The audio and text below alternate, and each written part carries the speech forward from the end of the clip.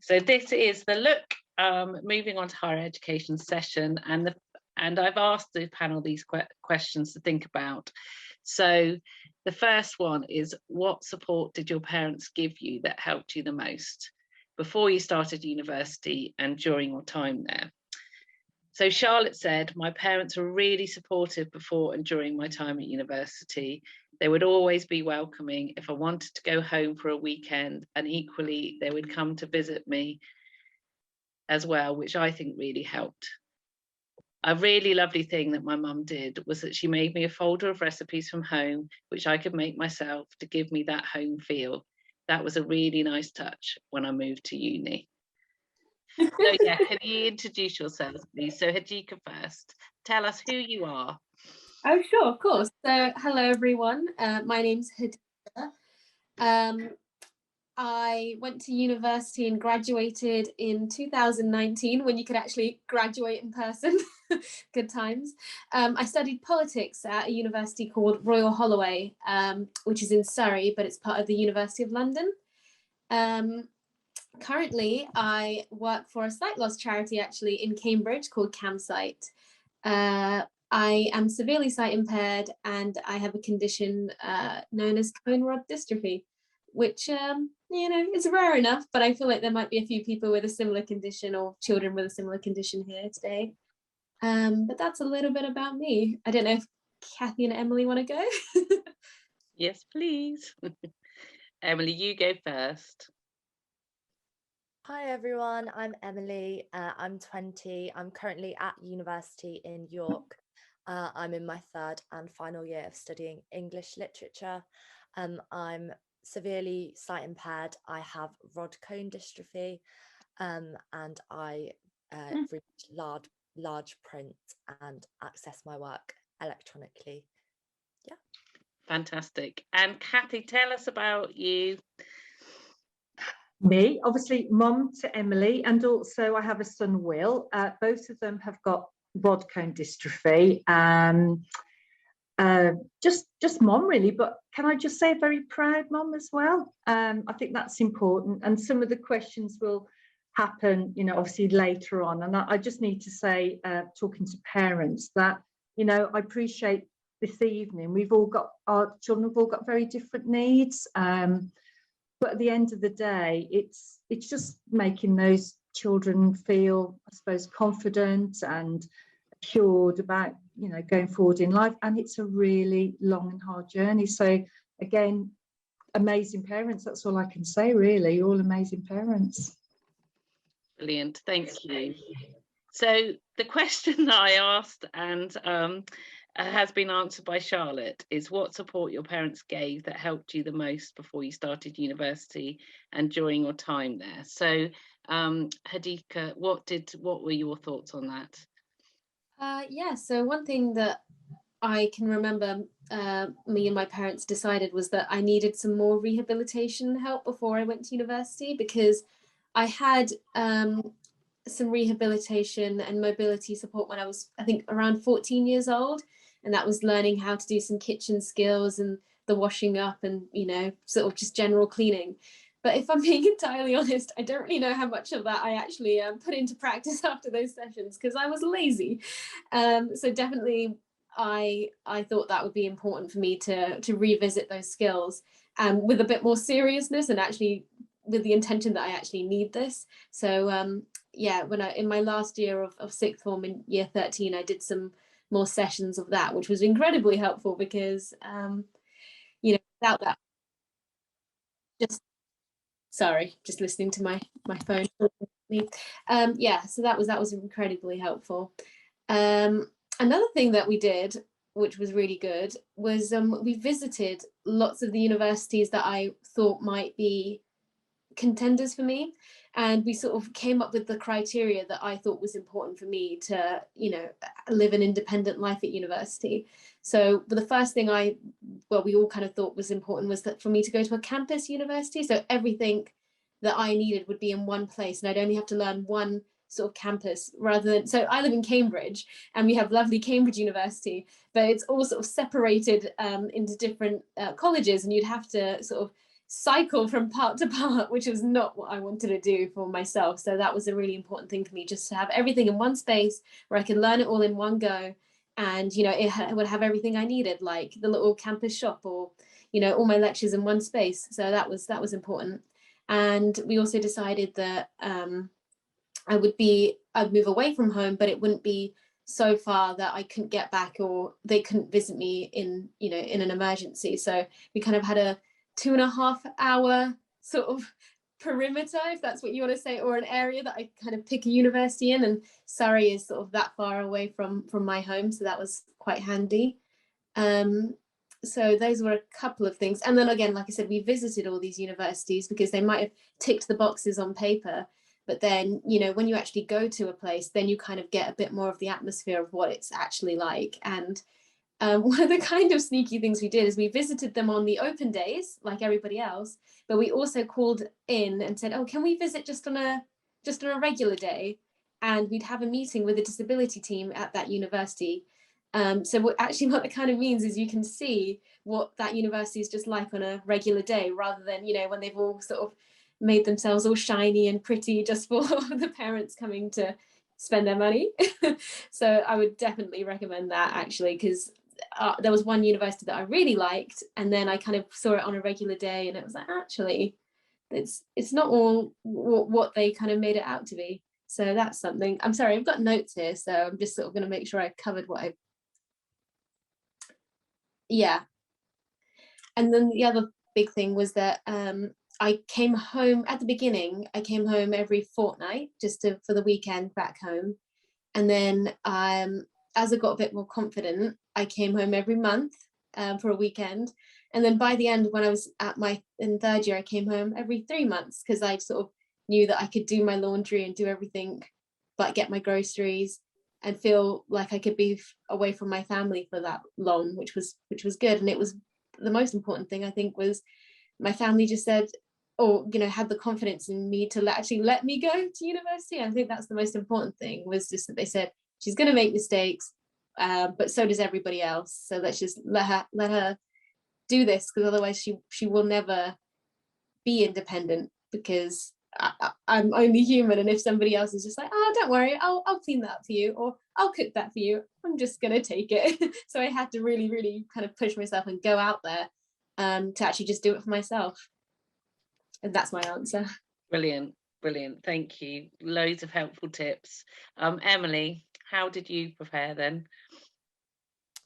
Yeah, I would definitely agree with visiting universities and having a kind of checklist of what you want. But one of the things I will say with that is the things that I thought I wanted, I wasn't actually sure that I would want them when I got to university. So, for example, I looked at campus universities also because I felt like that would make me feel more comfortable in terms of being able to make my way around. But in hindsight, I feel like that limited me to the different universities that I could go to. And I think sometimes, I mean, it depends on the person, but in hindsight, I felt that actually I could have gone to a city university if I wanted to. So I'd say definitely have a checklist of the things that you'd want in a university, but don't let that limit your options. And I think it's really important as well, when you do visit the universities, to visit the disability support teams, because you can get a real insight into how they work and what they're like at the different universities, because it all works a little bit differently, and some universities are better than others in terms of their support. I'd also say in terms of how my parents helped me before going to university, they were just very well informed and aware of everything that was going on, which I found really helpful, because I was very overwhelmed doing my A-levels at the time, and it is overwhelming trying to think about university in general, but trying to think about it when you have got a disability to consider as well. It's a lot of information, so I really found it helpful that my mom was really on top of things like applying for DSA, and obviously it was important for me to also know that information, but it was great that she could kind of give that to me instead of me having to go out on my own and find it for myself. So that's something I'd say as well. And then in terms of being at uni, I think just my parents always made it so clear to me that they were always there for me. And I always felt I could reach out to them if ever I needed.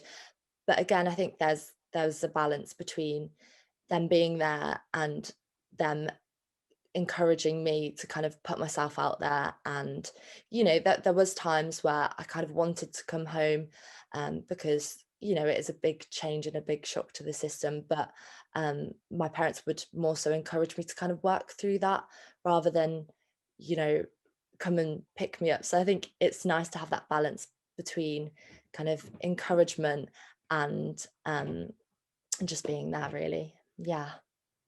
That's really interesting. Now, Kathy, you have the parents' point of view, so let us know how you think you support, and how was it? It's really hard, but actually what Emily said and what Adija said is it's so true in a nutshell, really. And I think I said earlier when we were just chatting before, that prep actually starts really early on. It starts from when your child's diagnosed, in a way. I mean, I think the one thing to say is we're all very different. All our situations are very, very different. Emily was diagnosed when she was in year 9, but from then on, it was that follow through. And as a parent, when you're constantly following through, just because they want to go to university, you can't just hold back and go, oh well, you know what, they're nearly 18 now. They need to get on with it themselves. You still have that sort of follow through. So I think it was really good what Hajida said, because we did the same. We did, okay, what's important? So to be quite honest, we looked at the course. The course was going to be most important. I know, the enjoyment of 3 years. But I always say it was never about the degree. It was all about Emily just going out there and being independent. And you didn't probably, Emily, have as much input through resources as maybe Kajida at the time.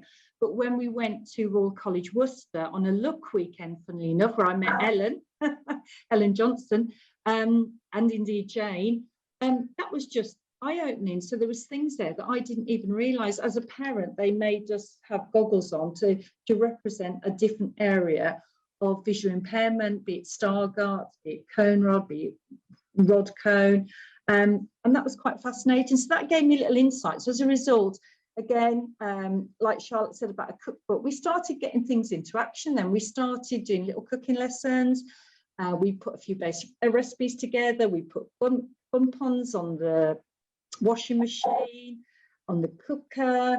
We got the hot water dispenser, so that she, obviously wouldn't burn her hand. We bought one of those, even though, to be honest, you haven't really used it, have you? That, what's it called? You have to come online. It's Pen Friend. Pen Friend, and all those sorts of things, just to make life easier. And then things of I was just very practical, and trying to make her excited about it. All her friends were excited. They were going to IKEA, so we went to IKEA. But then we bought different things. We bought knives that were a little bit more touchy-feely, things that she would see a little bit better, plates with patterns on, all that sort of thing. I just got practical, really, practical and busy. You know what, Kathy? Just reminded me of something where my mum actually bought me all these really brightly coloured, all my cutlery was like, so my little teaspoons were bright purple and my tablespoons were bright yellow. There were these really bright things. So she said, oh, then hopefully you'll be able to see that a bit better. And I actually couldn't see that any better than anything else, because I am really colourblind. But what was, everybody in my flat knew, oh, whose teaspoon is this? Oh, it's purple. It's it's hers. She's got the rectangle plate. So even for my flatmates, they knew that it was all my stuff, because it's really different. So leaving home is a big step. This is the next question. What helped you prepare and manage the change? And I guess for Kathy, it will be your child leaving home is a big step, particularly one with a visual impairment. And we know that there are so many ways that we just have to help learn and teach in order for them to go. So do you want to answer that first? Is that okay? It's interesting you say that, because you know we did have a few telephone calls where there were tears, and that's really hard. You know, that is so hard. But as Emily said, we sort of talked through it. But just going back a little bit, we were very fortunate when Emily was 15. She had to work very hard, but she was chosen to, with another charity, to go to Australia and Singapore. I can't remember where else. Actually, it sounds awful. And she left us for 3 weeks. And I was really happy for her to go. And I look back now and I think, how did I leave my 15-year-old, you know, visually impaired child go across the world where I couldn't get to see her? So then going to York wasn't so bad. I can't explain that to you. But in saying that, I just wanted her to go. I just felt it was the right thing for her to do. She really wanted to. She always talks about being away from home. And whilst inside, not just me, husband as well. Sorry, it's my dog barking. Yeah, you know, it was hard, but it had to be done. And I won't use, I don't want to say tough love, because that's the wrong thing to say, because it isn't a tough love, but it is a very much, you'll be fine, you'll be all right. Plenty of people have done it in your situation. You can do this. We've got everything in hand. It was all that reassurance, really, to do it. But I do remember when we dropped her off, and we stayed overnight as well. We booked Will up. We stayed overnight. So if she needed us the next day, we were there. She didn't want to know us. She was like, see you.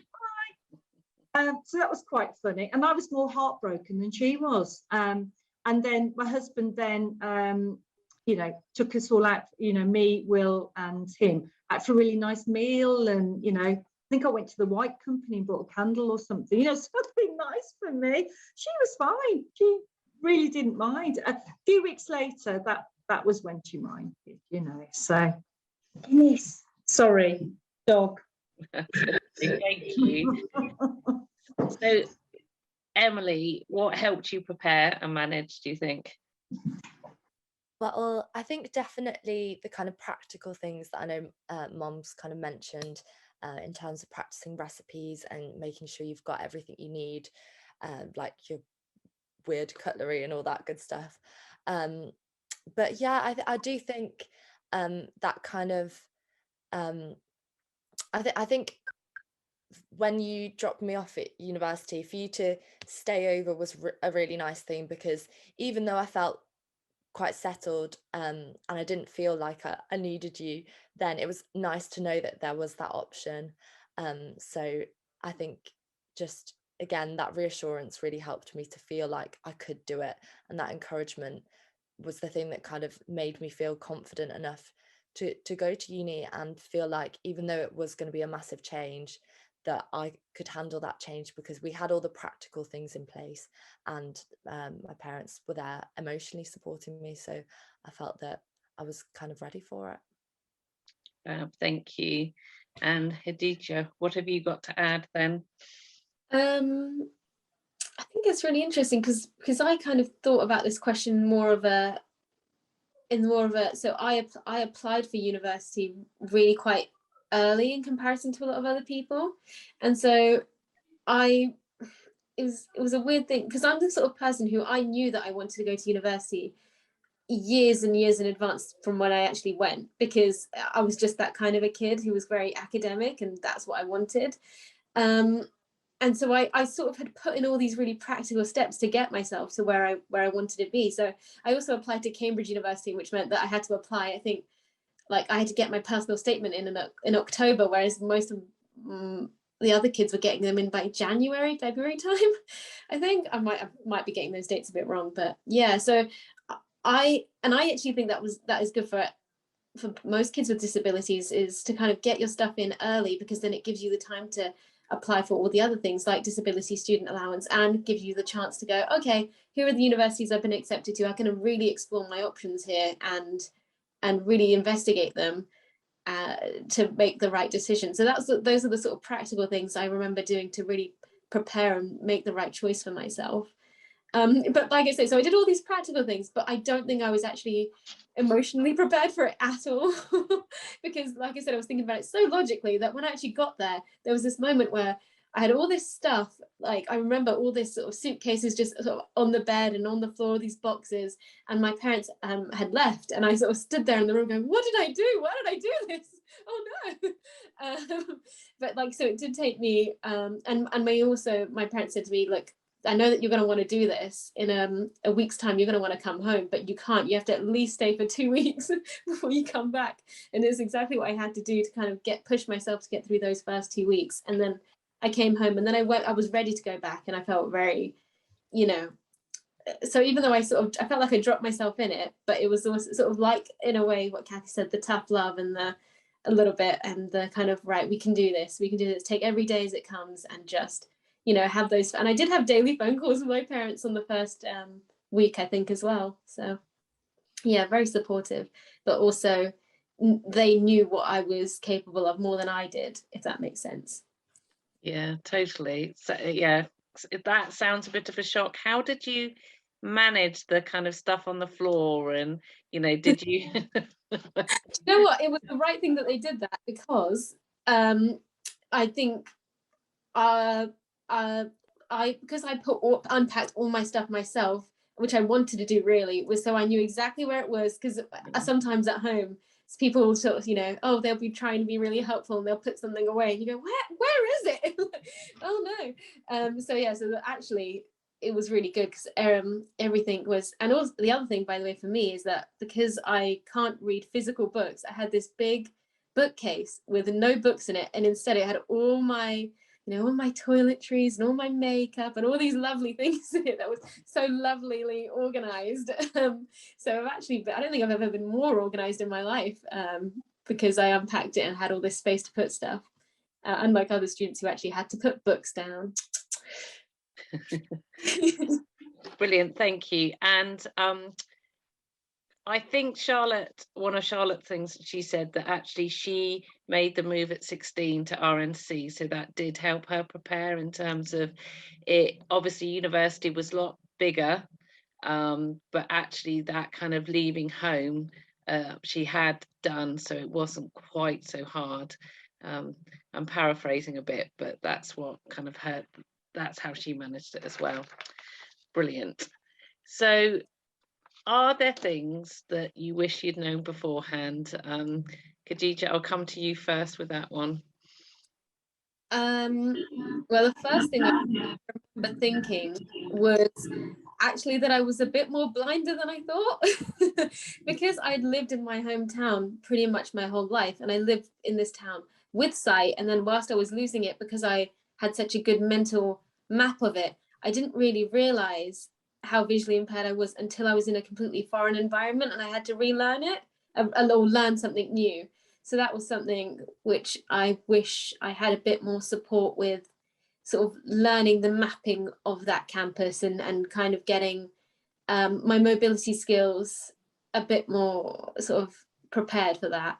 I really wish I did, because I think it took me a few more weeks than I was expecting to kind of get to the key points of where I needed to go around campus. So that was one thing. Oh yeah, the other thing was that, like, being independent, it definitely starts at home. You shouldn't just sort of throw yourself into university and be like, oh, don't worry, I'll get that, I'll do that when I'm living by myself. It shouldn't start then. You have to be sort of confident and practiced and prepared to do all sorts of daily living things, like, and you kind of, I think I did take the teenage approach of like, I don't really want to do the dishes today, or like, no, it's not, you know. But it is important to really push your kids to do those sorts of things, because you have to do it, you know, at some point, and it's better to do it at home and make those mistakes rather than be by yourself in doing that. And that also goes for college. And well, I went to the same sixth form that was in my secondary school. So what had happened there is I sort of got this really good, by the end of it, a really nice sort of package of support at my secondary school and then my sixth form, where I had really TAs that had been there with me for years, and they knew the way that I learned, and, you know, they prepared all my resources for me so I could learn with the most ease. which was really, really good. And obviously I was doing my A-level, so that was a very difficult time to sort of change that style up. But that did mean that when I went to university, where I had to then prepare my own academic resources and really take my education into my own hands, that was a bit of a shock to me. I went, oh God, people are doing quite a lot for me. And so that was something that I think where we need to get a bit better at, sort of preparing people to take their education into their own hands, and maybe start giving the responsibility back to the students. Or I wish that was what had happened to me, to have a bit more of responsibility for my own education, so it wasn't such a shock for me when I went to university. And it was all on me then. It was all on my shoulders then. Had no one to blame but me. And the final thing was just that the disability student allowance that you apply for, I applied for it months and months in advance from when I actually started my degree, but it sometimes takes a bit longer than you expect. So actually, I started in September, mid-September, and I think my actual equipment and everything came in sort of December time, it was a bit difficult then to sort of start without the equipment that I was expecting to start with. Luckily, I already had my own laptop and everything, so that was fine.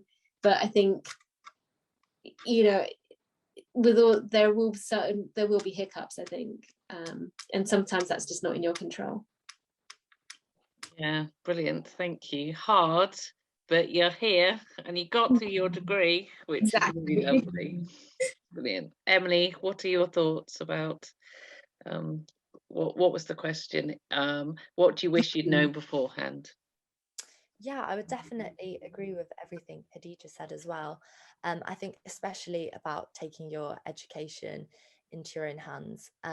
I was in a similar situation in the sense that I went to a mainstream school and I went to the same sixth form, and I had the same Senko throughout, and she was amazingly supportive.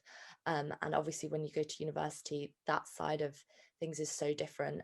There's lots of different contacts and you really have to advocate for yourself. So although that is something that I've learned at university, I think in hindsight I would have loved to have felt a bit more prepared for that, and felt that I could advocate for myself more strongly from a younger age. But that is just something that comes with time, I suppose. And I'd also say, for me personally, to not put too much pressure on myself or on the situation of going to university. I think when you prepare as much as you have to for when you have a disability, I think you can put a lot of pressure on everything going how you need it to go, but that's just not how life works. And I think even now I'm in my third year and I've moved into a new house and I'm still learning how I need things and how I want things to work. Like I've got a different kitchen and I'm still trying to figure it all out. So I think you can put pressure on yourself when you arrive at university for everything to have to be perfect and for you to know what you're doing within a certain time frame, and that's just not realistic really, and that it's okay that over the time you're going to learn and you're going to make mistakes. And yes, I think in hindsight I'd have liked to have known that. Brilliant, thank you, really thoughtful. Kathy, what have you got, things that you wish you'd known before your daughter made this? Well, I just find this is, you know, we're all, as I said, we're all different, and I don't know who on here are parents, but if your child has got any, which I'd be amazed if they haven't, if they've got a visual impairment or any other disability with their visual impairment, is anxiety. And we went to every single, rather than go to all the finance, we did finance once, never again. So when you go to university, you're invited to different sessions, but they all clash. So you've got to be a bit picky as to what you do. But the one thing we did was we did the, Emily wanted to do English. We always went to every English sort of seminar. And then we went to the Senko, and every single, I think we looked at 5 universities, everyone says, because there's so much anxiety that children have, and probably more now after COVID, that unless they are actually registered through their doctors having anxiety, and that you can get a letter from your doctor and it's put on your DSA form, the support is either not there or very limited. So it was really important. As a result, Emily, you were able to have a few mentoring sessions, weren't you, when you first arrived? So I think that's really important to know. and they can't just fund it out of there. It's got to be put through your DSA. So I think that's really important. I mean, also, you know, again, looking at what both Emily and Hadija said, I've also got a son who's visually impaired. He's not severe like Emily, he's partially sighted, but he's going in that direction. And we've done his education a little bit different. Whilst he's not as academic as Emily, he doesn't have the same support as Emily. He does if he wants it, but he's had to go and find it. So rather than have that TA day, he's doing A-levels at the moment, he doesn't have a TA. He has readers when he needs them for exams, but it's just very different because, again, like Emily said, it was quite hard to make that jump, and Hadija as well, from A-levels to having that support to go into university. So we sort of turned it on its head as parents, learning from that, really. So you're helping, sorry, you're helping your son prepare now, in a way, for... Yeah, I don't think he's going to go to university, if I'm being honest, but it's sort of the university of life, if that makes sense. It's that making your children not only as independent as possible, because you'd be amazed what they can do when you're not around, but also just be able to advocate for themselves. It's always been a big word in the VI world, to be able to self-advocate.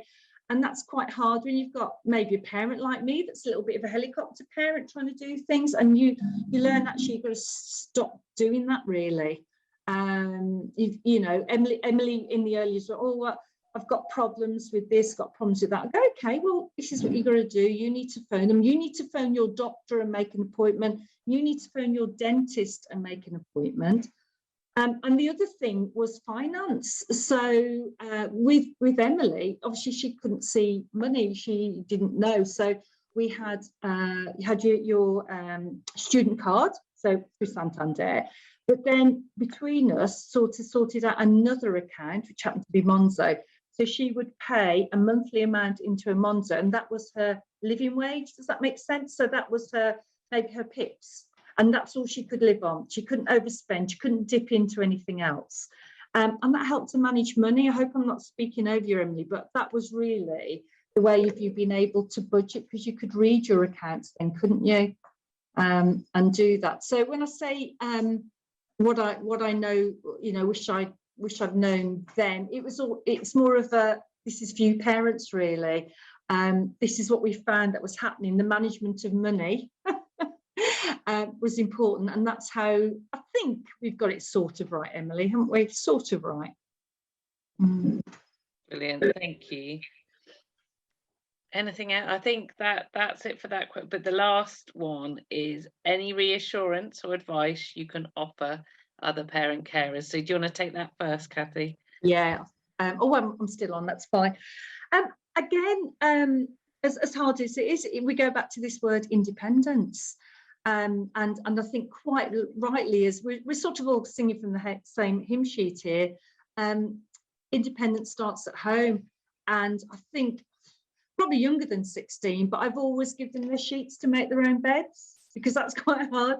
I've always given their own clothes to put away, because again, Emily's really organised, Will isn't, but you do it, Emily, so you can find things. If I put things away, you can't find things, and they will do it wrong, and they will mess up, and cooking drives you mad, you know, it seems to be all over the place, but it's got to be done, it's got to be learnt, really. And don't be too frightened about the gas being on, you know, just be aware, be there, but not overshadowing, really. And that was quite a big thing, if that makes sense, because as a parent, I wasn't cooking or doing things because they couldn't. I was doing it because I was doing it generally because I was doing it. So therefore, in any household, as a mom or a dad or whatever, a carer, if you're cooking for everyone, then that makes sense. But sometimes you have to step away and say, you know what, you're doing dinner tonight. So that can be quite difficult, making the time and the space for them, really, to do that. Thank you. Emily, have you got advice for the parents here? I would just say, kind of leading on from what my mom just said, is just giving your child room to see how capable they are is a really important thing. And, you know, sight loss doesn't have to hold you back. It might mean that you do things differently, but it doesn't mean that you can't do them. And yeah, I would just say university is a massive thing, but I've, in the 2 years that I've been here, I've learned so much and have grown so much in that, and even though sometimes I don't feel capable, I know that I am capable, and I know that any other child with a disability would be the same, even if it works a bit differently. Yeah, I would say that everyone's very capable. Thank you. And Adika, have you got something else to add? Yeah, well, just very similar, I suppose. Just that it can be difficult, it can be challenging, but I'm so happy that I got through it, and I did become a lot more independent through that experience. And I was, a little quick story though, was on my my second day of university. I remember calling my sister because I said to her, yeah, quick question, how do you make an oven pizza? And she hung up on me because she thought I was joking, and then I had to call her back, and I was like, no, but really, like, do I keep the styrofoam thing in, or do I get rid of it? She's like, oh my god. And those phone calls become less and less frequent because you just learn and you move on and you get better and more confident and everything like that. And so yeah, now I can make oven pizzas. Woohoo!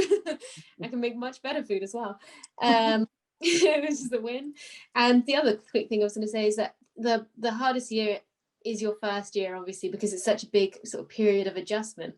But my reassurance is that it's actually quite hard to fail first year. So it's a great time to do your mistakes. I think they actually kind of put that year in there so that you can actually, they know it's a big learning curve and they prepare you for it, that you have that kind of security blanket of, at least for my degree, I don't know if this works similar for you, Emily. I hope I'm not like just generalizing it, but for mine, it was like you either pass it or you fail it. It doesn't matter what percentage of a pass you get, you just pass or you fail. So from what I know, it was like even the people who didn't really do very much passed their first year. And so, you know what, it's a perfect time for those learning experiences, actually. Sorry, Jane, can I just step in there? Just one thing I completely forgot. So you will probably be given a choice in most universities of whether you have catered or non-catered. And I know it's really easy as a parent to say, look, I want them to eat, I want them to make sure they're eating, so let's go catered. But don't let them go, let them make their own food, let them go non-catering. And they can buy frozen onions, they can buy frozen everything, and it's easy to cook. A bit more expensive, but everyone keeps their fingers, so it's a good way of doing it, really. So that's just a little pointer as well, really. Did you want to say as well about that? I can't remember exactly how it works, but there's an option for students when they go to university to have their parent as a contact, which means that if for whatever reason something was going wrong, obviously because you're 18 when you go to university, legally the university don't have to tell or contact your parents. But if you sorry, I don't think I'm explaining it very well, but your child can kind of opt for the university to notify their parents if for whatever reason anything was to go wrong. So I think I did that in my first year, and I know it reassured you, didn't it, Mom? Yeah, absolutely. Yeah. We had a friend who just not VI, but he suffered a lot from depression, and his mum didn't even know about it, and she couldn't get in to sort of sort it out because the university weren't massively prepared to talk to her. And then we found out later, just by your children allowing your name to be on their records to say that you can be privy to their files, that it works. And I think that's really important, really important. We only did it for the first year, didn't we, Emily? We only did it for year one, yeah. Fantastic, so interesting. So really, it's over to all the people here listening to your words of wisdom. There were some questions sent in, but actually they have mostly been covered. There was one about study skills that are useful for Braillists, but Khadija did go to university with her Braille note, but you can say what happened to you if you like. I can. I learned Braille at age 18, just before I went to university. I did have a Braille note, but I didn't really use it very much. What I tended to do is sort of type the the title of the lecture that day and the date, and then nothing else, because I was just listening to the lecture that I sort of got very distracted. But I had a note taker, so, and then in the end I sort of just transitioned into regular typing on a laptop, so I didn't really use it very much, I'm afraid. I'm sorry. No problem. One of the questions was, what schools did you go to? Did you go to mainstream or special school before university? Did you both go to mainstream? Yeah, I went to mainstream. Thank you. Vicky, would you like me to ask your question, or would you like to ask it? Your state, shall I ask it? Yeah, okay. So this is Vicky's question. When is best to start planning for further education? As the code of practice, it says to start in year 9 review. Is that just for GCSE or further education as well? Yeah, you can answer, Kathy. There you go. You're on mute. There we go. Vicky. So feedback. So I would start from year 9, definitely. I think with your educational healthcare plan, it just obviously it looks at outcomes, doesn't it? And it will look at outcomes for GCSE. And I know with Emily's, we did mention going on to A levels and what your optimum was, you know, that she did want to go to university, a bit like Hajida, that you really knew that that's where you wanted to go, if that's the path that you want to go down. I mean, at the end of the day, they're meant to review them every year. But of course, as you know, the educational healthcare plan is a binding document with the school. So they're able to measure those outcomes, really. So I'd mention everything from the start. Yeah, as much preparation as possible, I guess. Mm. Does that help, Vicky? Was there anything else you needed? Okay, cool. Yeah, so maybe let's see if anyone has any questions. But there was something beforehand about the barriers that you faced. You've obviously overcome them. Emily is in her 3rd year and Hadika has graduated, but what were your main barriers that you faced, do you think? It's okay to tell us, because it's best for us parents to be prepared. In terms of barriers, I would say I think just putting yourself out there more, with the kind of added like complication of a disability is really hard. Like, I was really scared about socializing and traveling and things like that, and I did just feel like that my visual impairment was a barrier to accessing the kind of stereotypical fun social side of university, and I think it's something that just over time you learn different ways and means to go about kind of getting over it as a barrier, and it doesn't really become a barrier then. It just becomes a kind of thing that you're aware of that you can kind of work around. But I'm just trying to think of anything else. Yeah, I would say anxiety as well, relating to my visual impairment. I found that to be a barrier, and coping with that when I was living on my own at university when my parents weren't physically there. I found that really difficult. Yeah, I think those were the main kind of things that I felt were barriers. Thank you.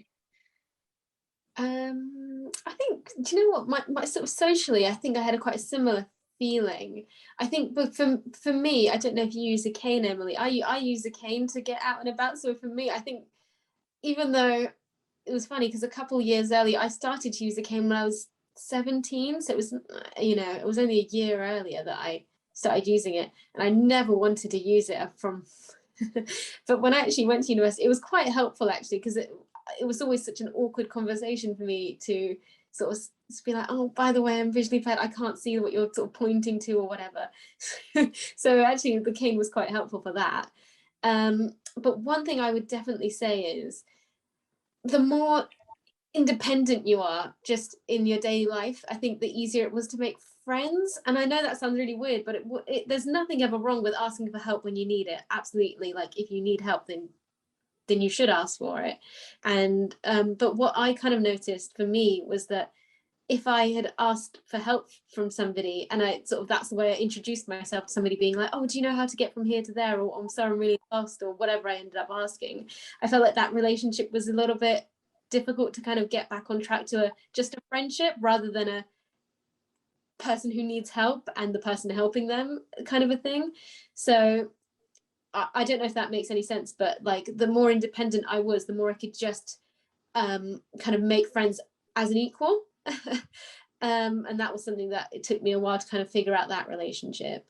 And the other sort of barrier I kind of came across was academic, which was for me, the sort of way that I accessed my education was all through electronic formats with a screen reader. So I never look at my laptop screen. I'm always listening to all the sort of audio feedback from that. And I studied politics, which is a beautiful subject, but it does mean that I had to listen to a lot of old ancient law books and, like, you know, things in Latin, and it was a bit difficult to kind of get what I needed. So there were certain times where I found that quite a challenge, kind of actually being able to read or get the same information that everybody else was getting. And so the one thing that I would say really helped me there was just managing my time very well. There are some students who can just sort of, like, you know, bash out the essay the day before, but I was never that kind of a person. I always knew that you know what, it's going to take me a bit more time to find the sources that I need to write a good essay. So I was that nerd who'd like planned her essays a month in advance, but it's how I got through. So there you go. Those are my sort of barriers, I think.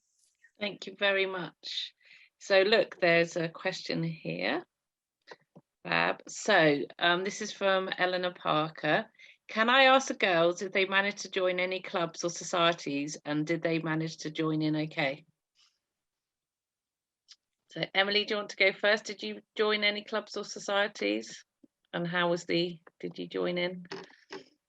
I actually didn't. I would say I did go with the intention to, and I did what I did when I went with that intention was I did sign up for things, because you kind of sign up for everything in Freshers Week, and then realize you don't actually have those interests. I signed up for things, and I would then email or message on Facebook, because everything's online and there's loads of different groups, and I would message that person to say, oh, by the way, I'm partially sighted, is there a way that this activity can be accessible? Because I remember I wanted to go to a dance class. I didn't end up going, but my point is that I was able to contact them, and they were very happy to be like, yeah, we'll work with you to make sure it was accessible. But unfortunately I haven't really joined any societies, because obviously we've had COVID and all those kind of things in the way. But hopefully this year, now that things are getting back to normal, I'll join some more stuff, and I can let you know how it goes. I actually did join some societies. I think I joined a book club, and I joined Harry Potter Society. And I sort of, similar to what Emily said, I kind of contacted people in advance, just letting them know that I was visually impaired, which was good. So actually what would actually happen was quite helpful, was that the society would tell, it was usually happening in like a cafe or something, they would tell the barista, the coffee lady behind the counter, oh, there's this girl, she's going to come to you, get a coffee, and then you have to bring her to us. Or somebody would, or a person in that club would come to me and, you know, see me with my cane and that kind of a thing, which was quite helpful. But here's one thing I would say, and I don't know if Emily found the same thing, but for me, I actually got some good support during lecture times. So somebody would, you know, I'd get sort of a guide to help me in the beginning months, sort of to get me to and from my lectures and those sorts of things.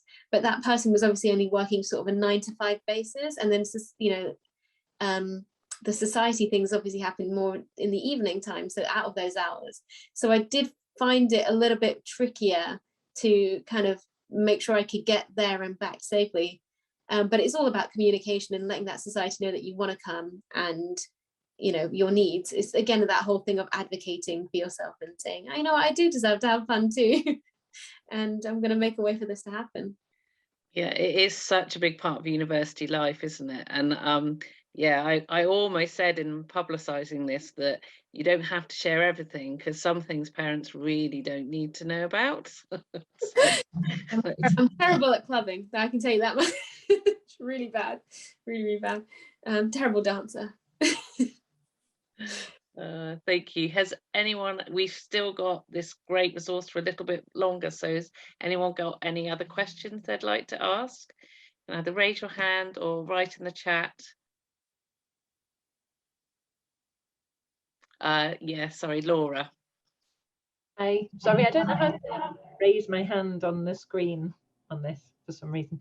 I was just wondering if the lecturers were good at making course material accessible for you, for if you needed it in a different format, if they were prepared to do that for you, and because they obviously should be doing that, but I wondered how that went and whether you had different experiences with different lecturers and things. I can answer that first if you like. So for me, it really did depend on the lecturer, and some were very kind and sort of, you know, let me record the lectures if I wanted to. There were some who were really good about giving me the presentations in advance, which was good. I think that my main sort of struggle wasn't actually about the lecture itself. It was about the supplementary reading, or the reading that you would have to do to prepare for the lecture. And like I said, for me, I use specific software on my laptop to access that reading, and sometimes it just wasn't compatible.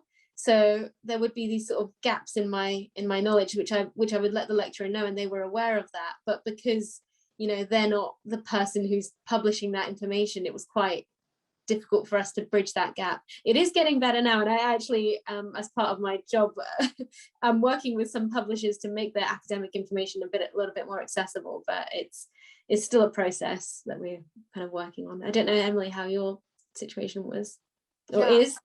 I would say a similar thing in terms of it's very dependent on the lecturer or the tutor. I had some who just knew how to kind of make things accessible straight away, and that was great, but equally others that didn't and needed me to kind of tell them once and twice and 3 times, and that's just kind of a learning process. But in terms of resources and things, I've got a kind of a particular format set up where the library formats my reading and make sure it's accessible for me. I don't use a screen reader, so I've not had those issues in terms of making sure things are compatible. But yeah, it's just dependent on the lecturer, but that's when your kind of self-advocacy skills come into play, and making sure that they are making things accessible because they need to. Yeah. Emily, can I just say that, because you don't actually go to lectures, do you? Well, so it's one good thing that's come out of COVID is that they record all the lectures now, because obviously that's how we watched them during COVID times, was online. So I found that way easier than going to the lecture, because online you can pause it and write notes and you can zoom in and all that good stuff. So yeah, now it's actually more accessible because of coronavirus. So yeah. That's really, really handy. Thank you. Ellen, you have your hand up. Yeah, it's just a question about, I suppose I'm thinking about accessing things via a screen reader, which is what my son does at the moment, and with a braille display. But I guess my question is about, did you ever get any tactile diagrams? And if you needed them, how would you have got them? Because some books do have diagrams, even politics books. But if he's doing something scientific, obviously there's going to be quite a lot of that, and I'm wondering if you know how I would do that. Okay, so I never received any tactile data, but the way I would probably go about it is, for at least the way my library was set up, each department has their own librarian, and then within that there's also the library that work towards making information accessible. So actually this is quite a thing that I ended up doing, is that I made sure that all my core I'm sorry, am I being echoed? I can't tell if okay, no, it's gone now. Yeah, so I made sure that all my core texts were in a format that I could access, so that the ones that we're going to constantly be referring back to, I would always get those properly. With tactile stuff, I think it would probably be done in the same way, but I wonder how quickly that turnaround would be, if I'm being whether because each lecture is covering a different topic every week, and if you can get that information presented in the right way each week would be a little bit of a challenge, depending on where you're studying. So I'm sorry, I don't have any experience with that. Yeah, no, thank you. I think it would be a challenge. That's why I'm asking, because yeah. Thanks. Brilliant. Any other questions? Heinke, you arrived late, but we've had some really good, interesting information, lots of advice about building independence from any age. So I don't know if you've got anything that you wanted to ask the panel. She is silent, that's fine. I'm happy to leave early, but has anyone got anything else they want to ask? Oh, Ellen, is that a same hand up?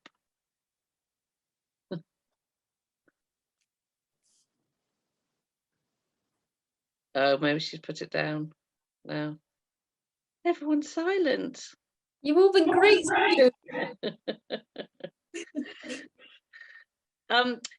You could, would it be interesting to hear from the parents as well for you guys? So, Jane. oh, have you got a question, Julie?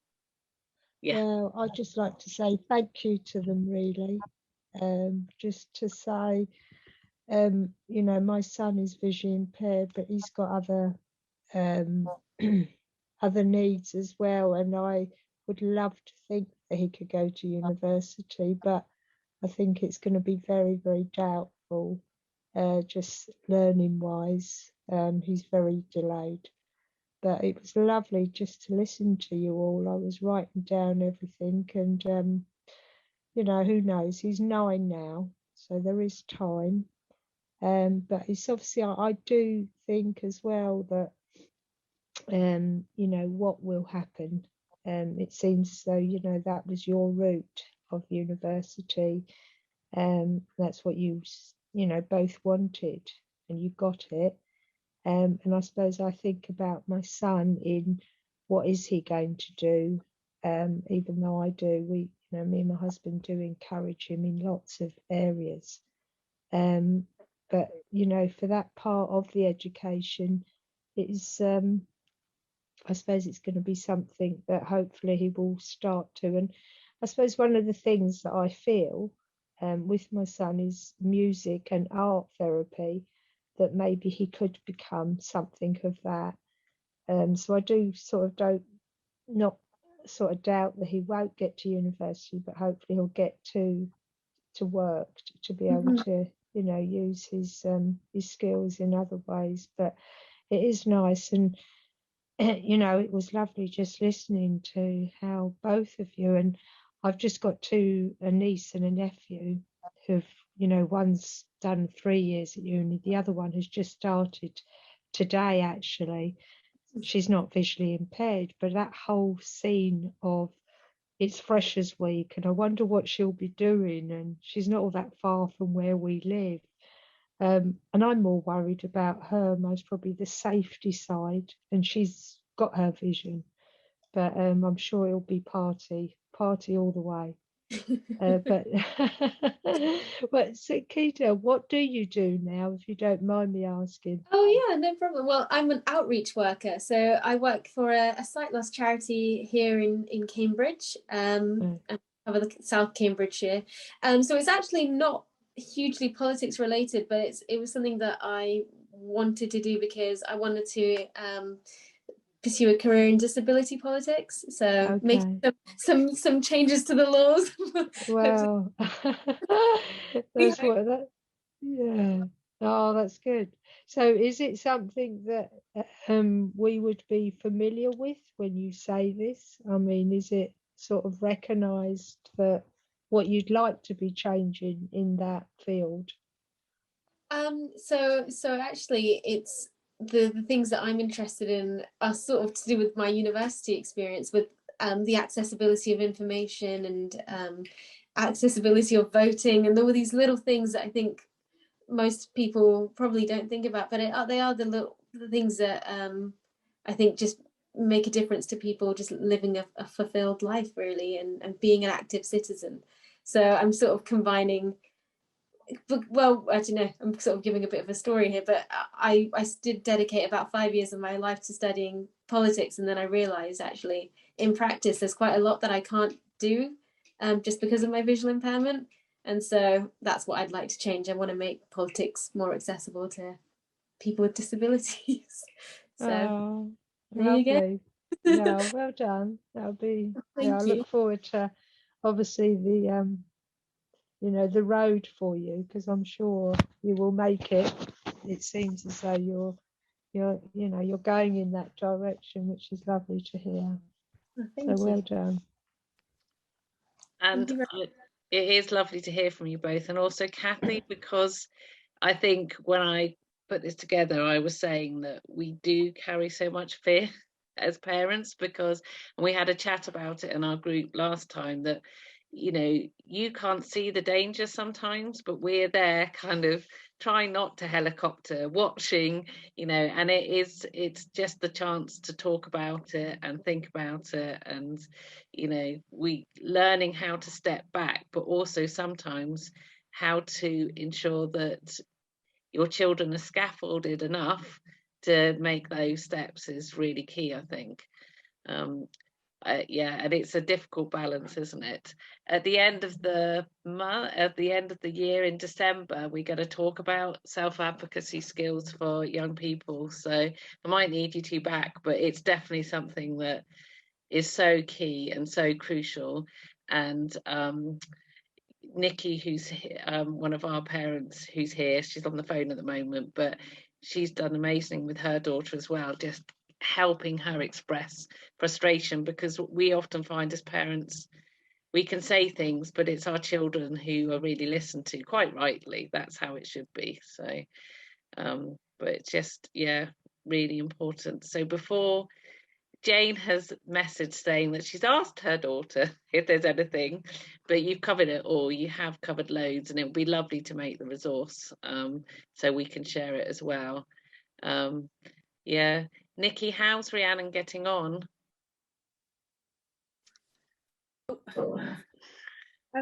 Very well at activating herself, but would you believe that they were going to employ a new TA for her that they said last term, well, they knew they needed in May. They didn't find someone, so then they had to re-advertise. They haven't actually got any TA in place, so she hasn't had any school at all in theory, except for she does have her online lessons and her maths tutor comes to the house. So educationally it's continuing, but I'm sort of keeping quiet, which I think they should be more scared of, because the longer they leave it, the better. Well, I know it sounds awful, doesn't it? But the longer they leave it, the more ammunition I have to actually throw back at them and say, you've let a year 13 student, and they didn't even tell her till after the rest of year 13 have gone back. And there's been a head teacher's letter today to all parents going, oh, everyone's back. And so I've now said to the local authority, except the visual impairment child in the wheelchair with CFS, which is a bit sarcastic, but, you know, I get on well with him, but it's just that slight sort of warning shot of our patience is, you know, wearing a bit thin. And, you know, but the thing is as you say, Rihanna is advocating for herself, so they know that it's not right. And she's now saying to them, it's affecting my mental health. And probably what we'll angle for, because she's only got a bit of education left anyway, because she's in her last year. She doesn't want to have any more anything to do with education after this. So she's having a gap year.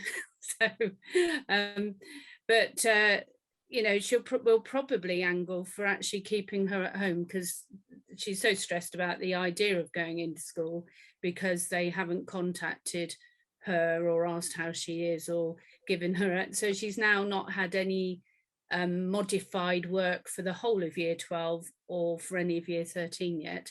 Luckily, her tutor modifies the work, although has been told not to. They've been told they're not allowed to, and the tutor says, well, I don't believe in that, so I'm going to do it anyway. And the other one's online, so it's okay.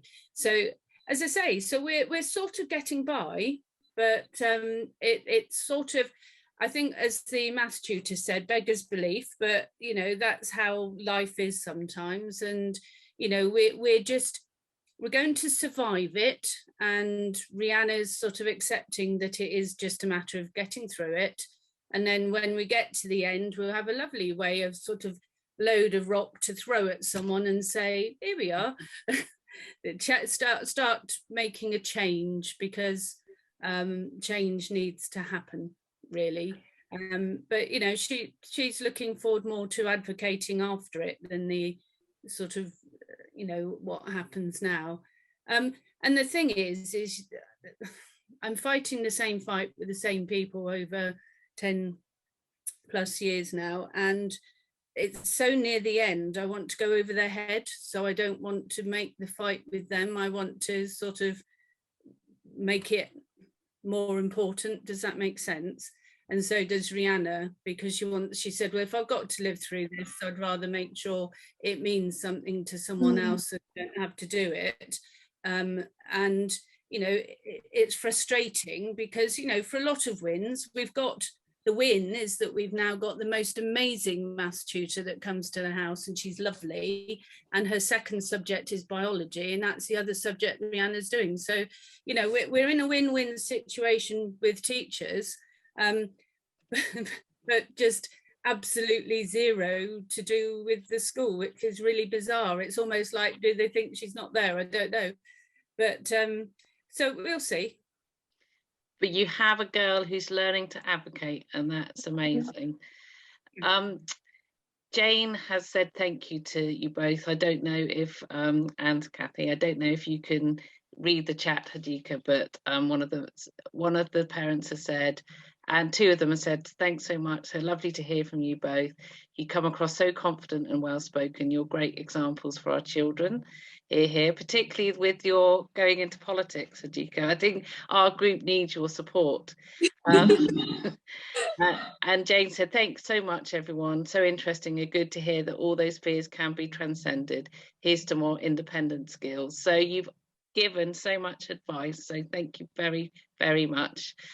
Just checking there's no one else wants to add anything. Our next parent support group is the 12th, and it is a just chat, so we come along for any new people and talk about anything we want to, give advice and support to each other. And then on the 19th of October, Ellen and Sarah, two other of our expert parents, are going to talk about mobility matters, so navigating the world as a VI young person and how we can support them. So hopefully that will be of interest too. So I will continue talking and blurbing, but actually I will let you go. It is a school night, but Emily and Kathy and Hadika could stay behind and we'll have a little debrief if that's okay, but I'll let everyone else go. So lovely to see you all. I hope it was helpful, and I'll create resources soon as well. Bye. Bye.